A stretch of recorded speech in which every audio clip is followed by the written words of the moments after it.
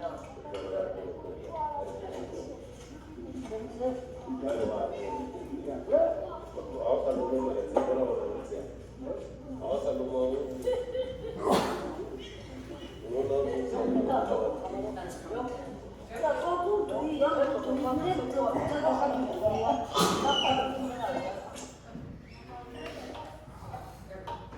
I'm calling this How to Think Like the First People and Save the World, Save the Planet. But first, I wanted to say thanks for being invited to do this. I'm excited. I've been showing my work here at Phillips for lots of years. And thanks to Mary, Stephen, Hadley, Adrian, Aaron, and Ben. And I also want to introduce my husband. He's here, Dennis Sizemore. Raise your hand, Dennis. And he and I have been going, we've been going to Southern Africa for 30 years now. We started out going to Namibia in the early 90s. And now we've been working in Botswana for a number of years. And we get to, he does all the work and I do all the conceptualization of art projects. But we've had a lot of fun bouncing around lately in Kalahari. So if we get to a question that's technical about some of the science that's going on, I'll refer to him and he can answer that question. So, yeah, as Mary said, these two Great Salt Lake pieces are mine too. That one's called Tar Seeps of the Great Salt Lake, and it's all inspired by one of our guests here tonight, Bonnie Baxter, because when I wanted to do it, I got in touch with her. I'm an alumni of Westminster University, and she took me out with her students, and I learned so much about the microbiology of the lake. So it's been, it's been an ongoing learning process, but she knows a lot. So I'm really happy that she came to this, and as well as lots of friends out there I see. So anyway, so I'm, after I got done with these, and this is the video of in Botswana and this in the Great Salt Lake, but they're both sort of centered around terminal lakes that have, the one in Botswana has dried up except for seasonal pans, as they're called, little smaller lakes. And somewhere along the line, I had this in mind anyway, but I wasn't sure how to talk about it. But the two of them are basically, they're both about terminal lakes. They're both about original people. I've got that in my text here, so we'll talk about that in a minute.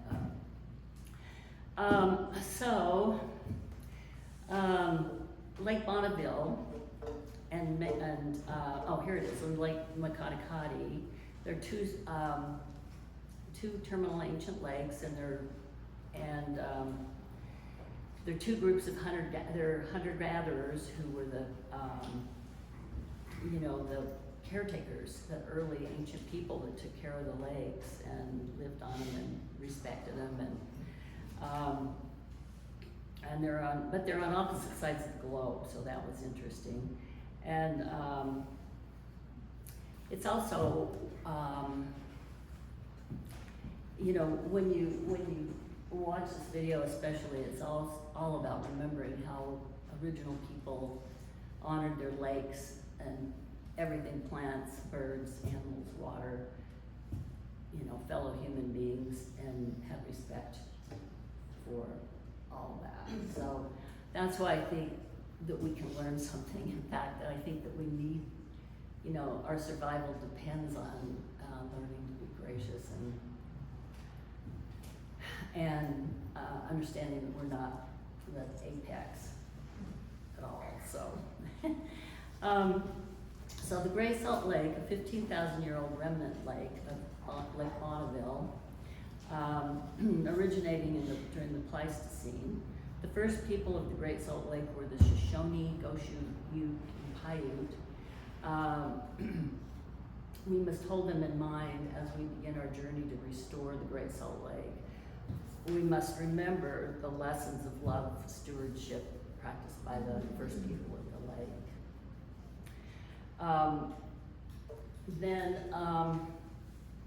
Lake Makatikati is an ancient lake, now a series of pans. The local Bushmen who call themselves the Jun Kwasi are the people of, they're known as the people of truth, and they're recognized by anthropologists as the true first people.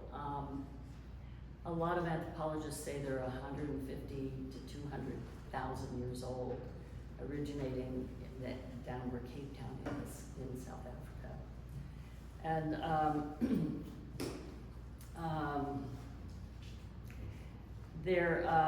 Namibia and Botswana are renowned for their deep ecology knowledge, or the Bushmen are known for their deep ecology knowledge, advanced tracking skills, and social egalitarianism.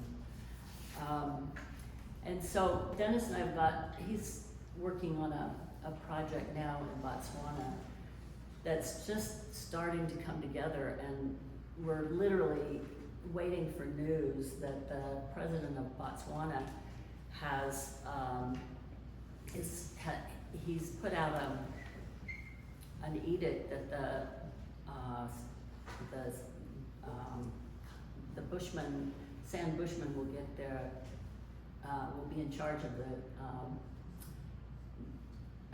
the Makatikati. I gotta go back to my text. To be in charge of the Central Kalahari Game Reserve. So that's it's a long story, I won't tell it, but they were basically displaced out of the Kalahari in the 1960s, and that doesn't really go well for native peoples to be brought to cities and dumped off, and stuff. So it's high time, and I think it's finally gonna happen, and people are very excited about it. But anyway, in our travels over the years, we've gotten to know the proprietors of Jack's Camp that's right adjacent to the Central Kalahari Game Reserve. And their names are Ralph and Alexandra Boosfield, and they have really harbored a group of San Bushmen called the Jun Kwasi. And so while I was there, I asked Alexandra if she'd set up a situation where we could do a mural. And she just said, oh, well, yeah, we don't have to wait 2 weeks, let's just go over there. So we went over the next day, and I improvised some art supplies from the hardware store. Where else do you go if you don't, there's no art supplies. And in fact, sometimes that's better. So, let's see, so, speaking, since this is an artist statement, I'll talk about that just a little bit. I feel like one project spills into the other, and sometimes it doesn't even make sense until you've almost finished the project, and then you get done with that. There's already another one waiting for you that's been cooking in your brain, and but I feel like it feels like the long now. It's like they're all tied together, so one's not starting and stopping so much.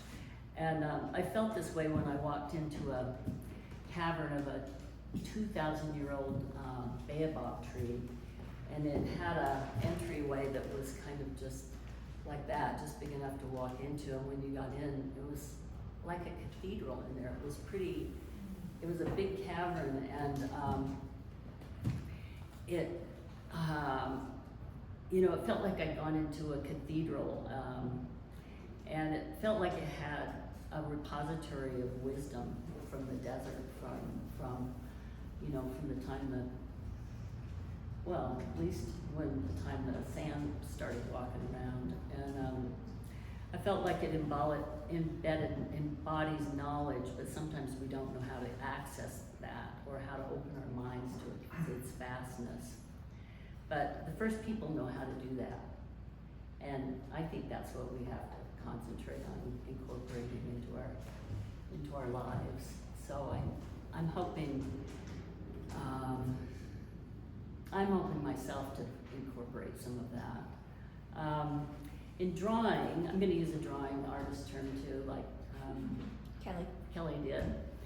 So in drawing, artists have the concept of drawing by triangulation. You know, so if you're doing a portrait, you want to locate the nose, you triangulate both eyes and maybe the ears, I don't know. And triangulation can also work for seeing relationships between aspects of life. Everything is connected. It's our job to see those connections, to see the web of life, relationships between mammals, people, water, land, wisdom, language, ancestors, and ritual. I believe this is my simple message.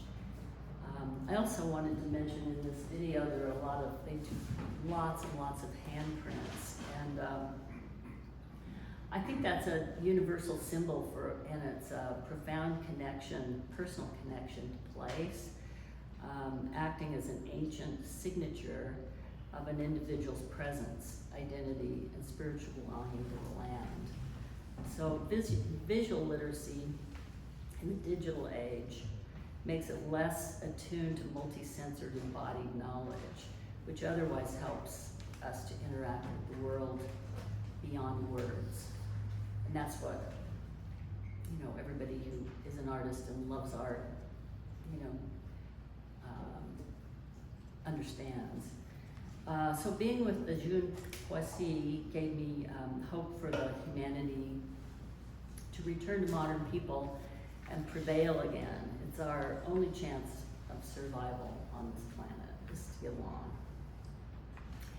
Think of the things we can discover and incorporate in our modern lives. Humility, gratitude, wonder, playfulness, kindness, self-sufficiency, deep respect for each other, and almost any other positive human trait you can name. We seem to have traded all that in for greed. So when we get to questions, if anybody, well, you'd almost have to watch it first, but if you have any comments on, you know, the things we can rediscover, that would be interesting. Let's see, for sand communities, healings never belong just to the body. Healing is held in relationship between people, animals, ancestors, water, plants, fire, stars, and land. And the sand are great healers. They do these trance dances around the fire.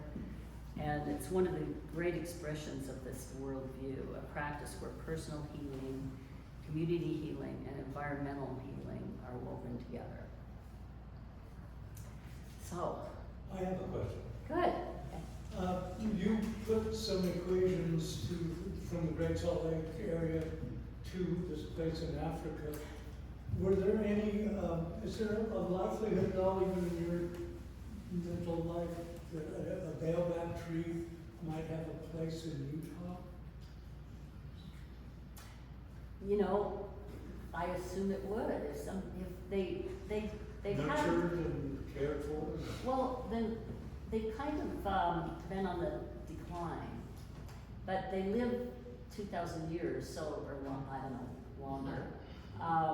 So they're hard to get started. They're like cottonwoods here. You know, cottonwoods were growing along the creek in Immigration Canyon, and it was just too much disturbance or too much, not enough, I don't know what it was, but those are hard to grow, so I don't know, maybe. Yeah. I may give it a try. Yeah. And I just thought it was, you know, interesting to have these two terminal legs with, you know, indigenous people as the guardians, and you know, now what's happening in those landscapes. But anyway, any questions from anybody? I loved watching the video, by the way. Oh, good, did you watch it earlier? And I was really impressed with how pleased they were with the art that they created. They have no, around here, I don't know, a lot of people just won't touch art, they're afraid of it, and, there's none of that there. Yeah. What did they do with it when they were finished? Well, I was gonna bring the murals home, and then I decided that, I should leave them there, because, all I did is facilitate it. All I did was go to the hardware store and bring paint and makeshift canvas, But I wanna turn the sound on later because the laughing is infectious, and it's, everybody's joining in, the babies and the old people with cataracts and everything, It's just delightful, and it makes a change in you, you're thinking, and they've always had, it feels like they have abundance. They have really nothing, but they do have abundance of spirit and, happiness and attitude and everything. So, so it makes you stop and think about how the greed factor in this country has, basically walked all over our humanity, and I think the fact that that's what we use wealth as our, if you can make X amount, you're a better person or something, which isn't necessarily the truth. Yeah. You've been visiting Africa for 30 years, as you say. Uh-huh. What are some of the surprising changes you've seen over that time? Well, this thing with the San Bushman, if they pass that, if the president put out a law basically saying that that's what's gonna happen, and if they actually do it and embrace it and nobody dismantles that, that would be a gigantic change, because the San always lived in the Kalahari, and they did well. They hunted, and all they worked was about 20 hours a week, or, just a small amount from what we do. And they didn't have a need for huge abundance, but, they have abundance of spirit. So I think if that happened, that's gonna be revolutionary. And Dennis has kind of been waiting to see how they're gonna roll it out and how it's gonna happen. But, compensating underserved people or people who've been marginalized needs to happen all over, and it's really hard to get that to happen. So this president in Botswana had the fortitude. He's a what is it, Dennis? A Harvard-trained attorney, and he represented the San when they got hauled out of the Kalahari. They just brought in big garbage trucks and loaded people up, and then took them into the city, which dumped them, and not, no soft landing or anything. So the people have been really maligned, and so I think this would be a really good kind of restitution for that. He was also just, he was also just invited to the White House here, and he said, no, thank you.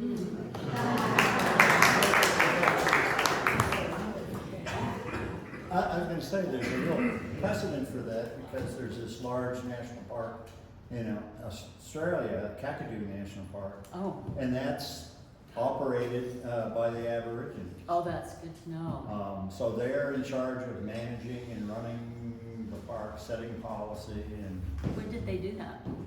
I don't know. I was there in 2014, and it had been in place long before that. So I don't know, quite a while. That's good to know. Yeah. Kara? I love what you said about them laughing the whole time. And I think that might be an interesting question for you, because it's something that people ask me a lot too.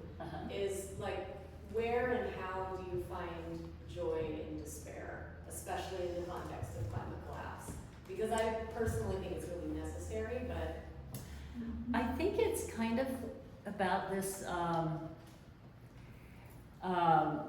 you know, this unity of the people, and they heal. You know, if you wanted to heal,